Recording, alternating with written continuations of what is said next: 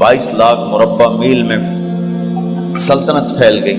और हजरत उमर का वही दस्तूर अल्लाह के नबी के ज़माने वाला, महीने में एक दिन गोश्त खाना है, छने हुए आटे की रोटी नहीं खानी है और सख्त लिबास पहनना है। तो सहाबा आपस में जमा हुए कि अब हजरत उमर को अपना रवैया बदलना चाहिए, कोई खादिम हो, कोई गुलाम हो, कोई लिबास अच्छा हो, खाना अच्छा हो। आपस में बात, अच्छा भाई कौन बात करे? हज़रत अली ने फरमाया कोई नहीं मानेंगे। कहा नहीं हम बात करते हैं। अच्छा कौन बात करे? तो सारे डर के कहने लगे भाई हम तो नहीं करते। अच्छा भाई कौन बात करे? चलो हजरत आयशा से कहते हैं, हजरत हफ्सा से कहते हैं, वो बात करें, चूंकि वो अल्लाह के नबी की बेगमात हैं तो उनका ज़रूर वो ख्याल भी करेंगे, प्रोटोकॉल भी देंगे। तो एक बेटी है हजरत हफ्सा, ये दोनों उम्महातुल मोमिनीन तशरीफ लाई। आप उठ के बैठ गए। हजरत आयशा ने बात शुरू की, अमीरुल मोमिनीन आपसे एक बात करनी है। कहो।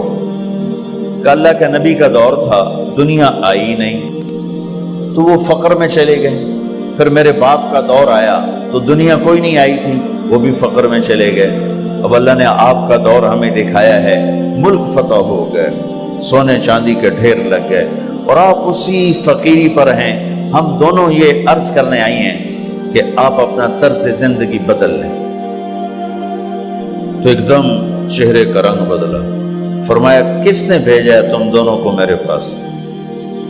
तो हज़रत आयशा ने कहा पहले आप हाँ ना करें फिर हम बताएंगे किसने भेजा है।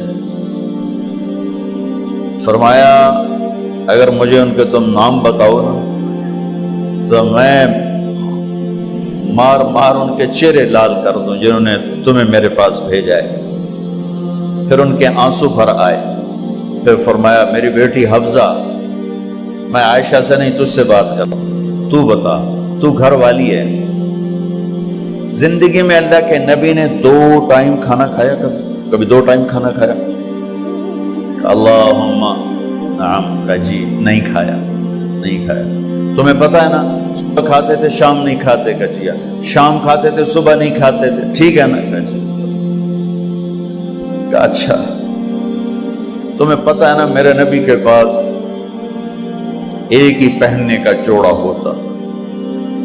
तुम्हारी अलमारियों में तुम्हारी बेगमात के 200 जोड़े लटके होते हैं, तुम्हारे 50 जोड़े लटके होते हैं। हफ्सा तेरे घर में नबी के 2 जोड़े थे या एक था?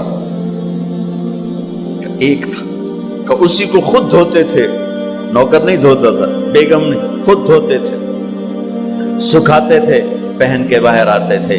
कई दफा ऐसा हुआ कि नहीं हुआ कि नमाज का टाइम आया और बिलाल ने आके आवाज लगाई या रसूल अल्लाह नमाज का वक्त हो चुका है, और आप फरमाते थे बिलाल अभी मेरे कपड़े खुश्क नहीं हुए, हुणे सुकने पाए, हुणे सुकने पाए।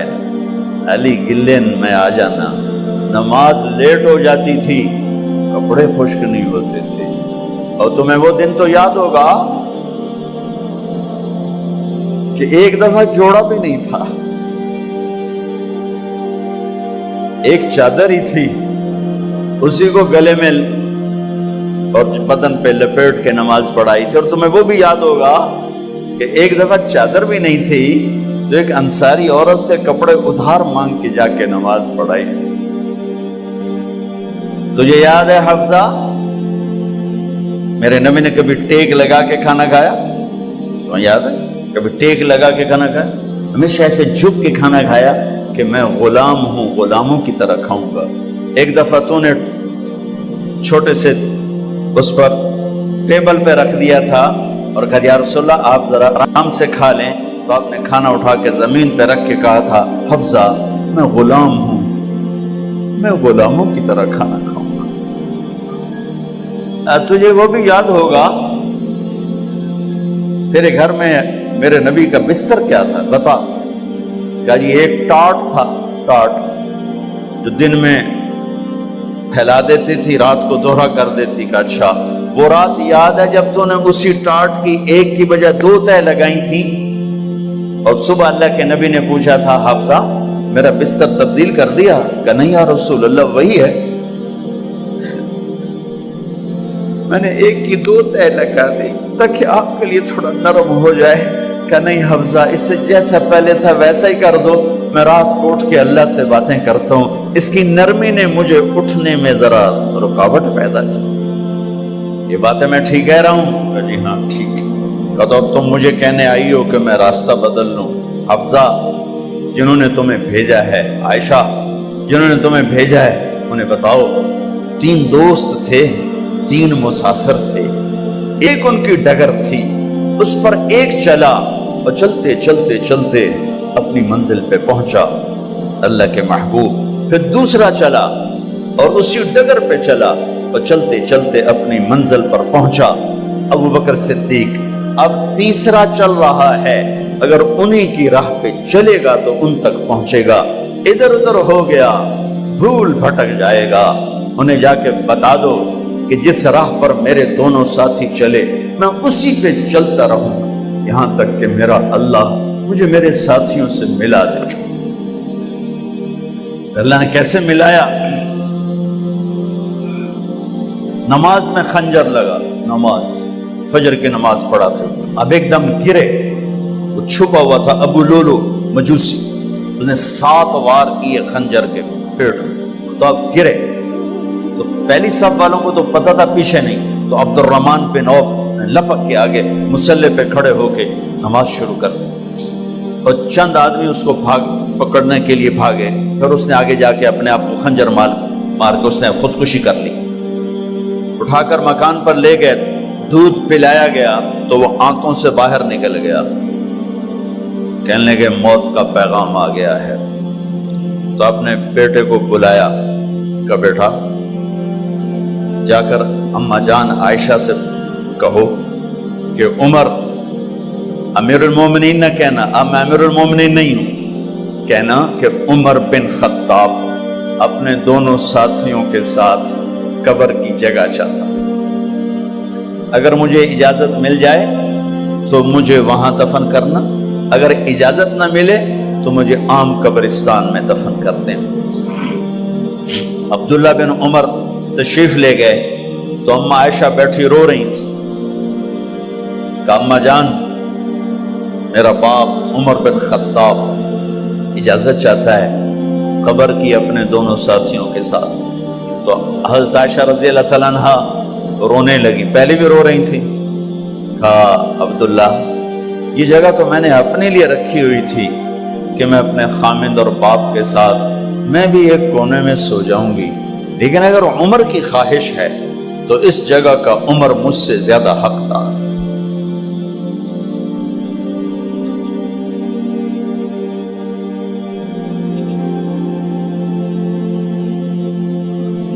بیٹے نے آ کر کہا ابا جان مبارک ہو، اجازت ہو گئی. کہا بیٹا ہو گئی، لیکن جب میری میت اٹھاؤ تو دروازے پر جا کر رکھنا اور ایک دفعہ دوبارہ پوچھنا. ہو سکتا ہے میرے شرم میں اجازت دی ہو اور میرے مرنے کے بعد انکار فرما دیں، تو ایک دفعہ دوبارہ پوچھنا، اس وقت پہ اجازت ملے تو پھر لے جانا ورنہ واپس لے جانا. حضرت علی اور حضرت حسن تشریف لائے جس دن انتقال ہو رہا ہے. تو گھبراہٹ دیکھی. علی نے فرمایا عمر موت سے ڈر گئے ہو؟ کہ نہیں موت سے نہیں ڈرا، موت کے بعد کیا ہوگا اس سے ڈر گیا. یہ کون کہہ رہا ہے؟ میرے بعد کوئی نبی ہوتا تو عمر ہوتا، یہ وہ کہہ رہا ہے. یہ کون کہہ رہا ہے؟ آپ نے کہا آج رات میں جنت میں گیا تھا، میں نے ایک بڑا خوبصورت محل دیکھا، سونے چاندی زمرد یاقوت موتیوں کا. میں نے کہا یہ کس کا ہے؟ تو مجھے کہا گیا یہ آپ کے غلام عمر بن خطاب کا ہے.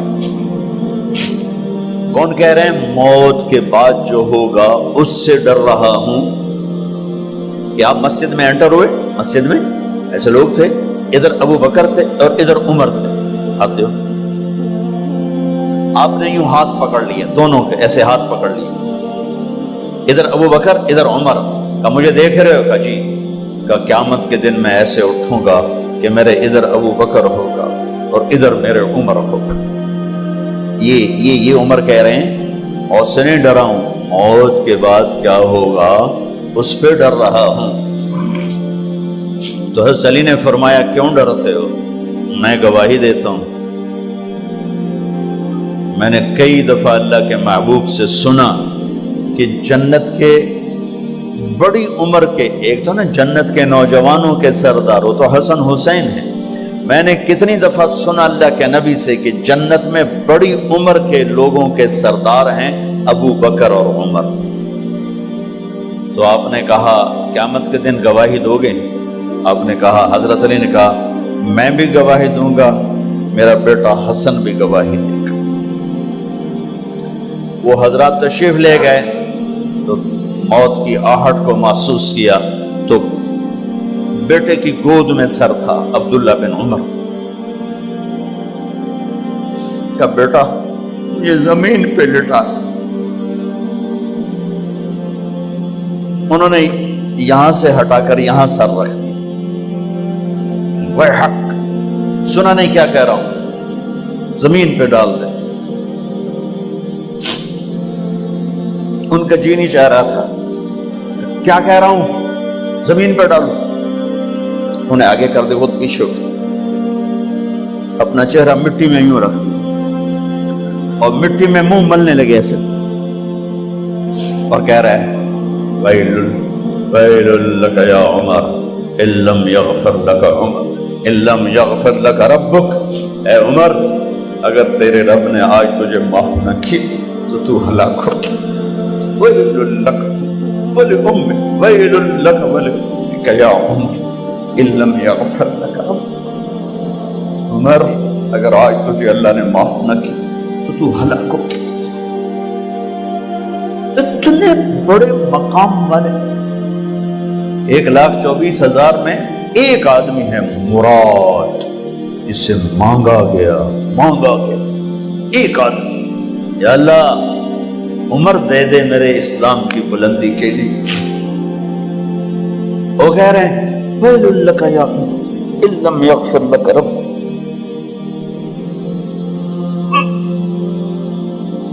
اے عمر تو برباد ہو گیا اگر تیرے رب نے تجھے معاف نہ کی۔ یہ کہتے جان نکل گئی۔ صہیب رضی اللہ عنہ نے آپ نے وصیت فرمائی تھی میرا جنازہ صہیب پڑھائے، رومی جنازہ پڑھایا گیا، کندھوں پہ اٹھایا گیا، اور آ کر اماں جان عائشہ رضی اللہ عنہ کے دروازے پر عبداللہ بن عمر، باقی تو کوئی پتہ نہیں تھا کسی کو، گوے ٹھہر جاؤ جنازہ یہاں رکھ دو۔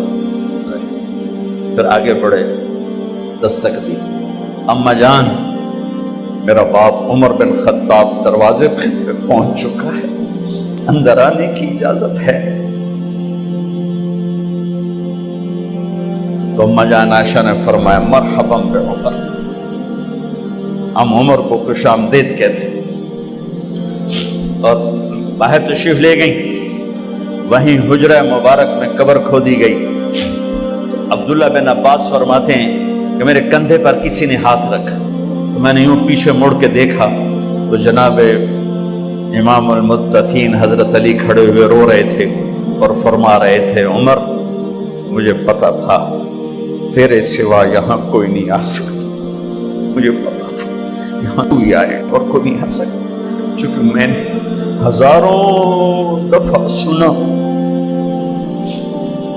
خرجت انا و ابو بکر و عمر دخلت انا و ابو بکر و عمر، میں نے ہزاروں دفعہ اپنے نبی کی زبان سے سنا میں اور ابو بکر عمر گئے تھے، میں اور ابو بکر عمر آئے تھے، میں اور ابو بکر عمر اندر گئے تھے، میں اور ابو بکر عمر باہر گئے تھے، میں نے اپنے نبی کے نام کے ساتھ تجھے اور ابو بکر کو اتنا سنا ہے کہ کسی کو نہیں سنا، لہذا مجھے پتا تھا تو اسی جگہ پہ آئے گا، تیری یہی جگہ ہے۔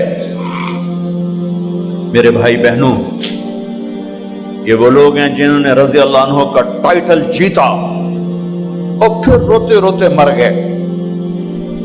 مجھے کیا خبر کیا ہونے والی، آپ کو کیا خبر کیا ہونے والی؟